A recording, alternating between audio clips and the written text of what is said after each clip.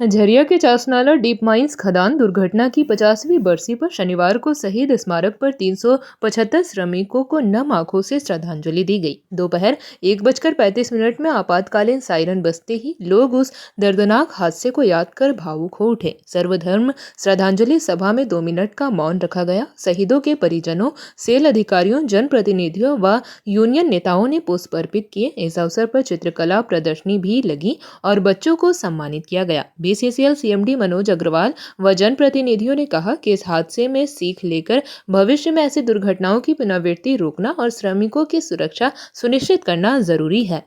घटना है और ये एशिया का एक सबसे बड़ा खान दुर्घटना में से था।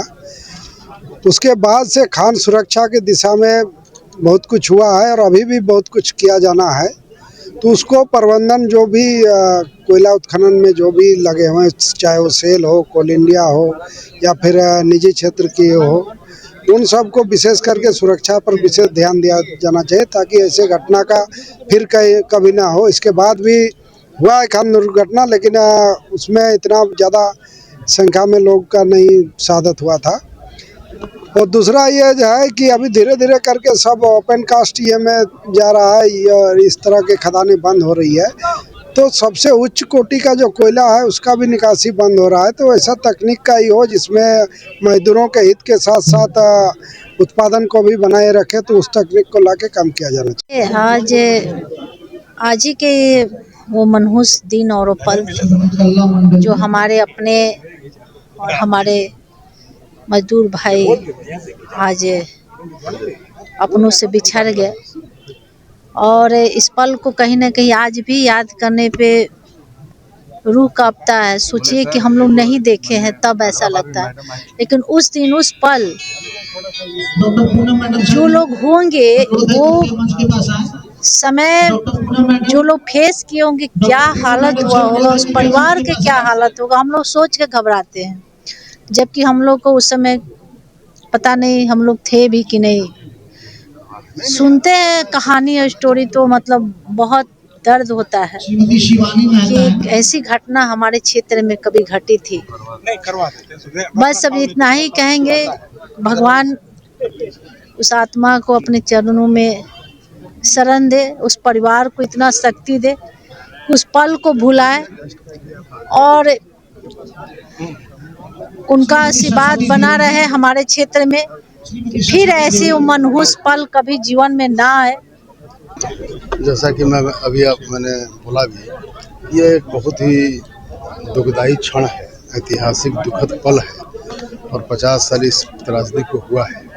तो हमें अब आगे इस तरह का प्रयास करना चाहिए कि आगे कभी भी खास करके माइनिंग इंडस्ट्री में इस तरह की त्रासदी न हो और हमारे जितने भी टेक्नोलॉजी आदि हैं उनका सब उपयोग कर इस तरह की घटनाओं को रोकना चाहिए। और भी कोई घटना हो तो उसको भी रोकने का प्रयास करना चाहिए। साथ ही साथ जितने भी इसमें हमारे 375 अमर शहीद जवान, उनके फैमिली को किसी तरह का कोई दिक्कत ना हो भविष्य में, जिसका हम सभी लोग को ध्यान रखना चाहिए। आप ये मान के चलिए कि धनबाद के लिए ये काला दाग ही इसको समझा जाए और पूरे देश को रोशन करने के लिए, फैक्ट्रीज के लिए, ये स्टील प्लांट के लिए यहाँ से कोयला जाता था और जिस समय कोई टेक्नोलॉजी, कोई मशीनरी नहीं थी, उस समय मजदूर अपने जान को जोखिम में करके गए। तो ये हम लोगों के लिए बहुत ही दुखद घटना है। और 1975 के समय जब ये घटना हुई थी तो उस समय हम लोग थे भी नहीं, लेकिन जब इसके बारे में लोग जानते हैं, समझते हैं, आपको याद होगा किसी चासनाला पर एक काला पत्थर पिक्चर बना था। तो मुझे बाहर के राज्यों में जब मुझे मुलाकात होती है, लोग ये जानते हैं कि हम लोग धनबाद झरिया से बिलोंग करते हैं, तो लोग ये बोलते हैं इस चीज़ को कि काला पत्थर जो पिक्चर देखा वो बहुत दर्दनाक पिक्चर है और घटना है। तो ये बताते थे कि भाई ऐसी स्थिति हुई थी क्या। तो हम लोगों ने कहा कि जब रियल स्टोरी के बारे में आप जानेंगे, जो वहाँ पे मजदूरों के साथ घटना घटित हुई थी, तो आप और पीड़ादायक स्थिति में हो जाएंगे। तो आप समझिए कि एक फिल्म देखकर लोग जो पीड़ा महसूस करते हैं, अगर वो यहाँ रियल की स्थिति जाने, उनके परिवार के लोगों से मिले तो क्या होगा।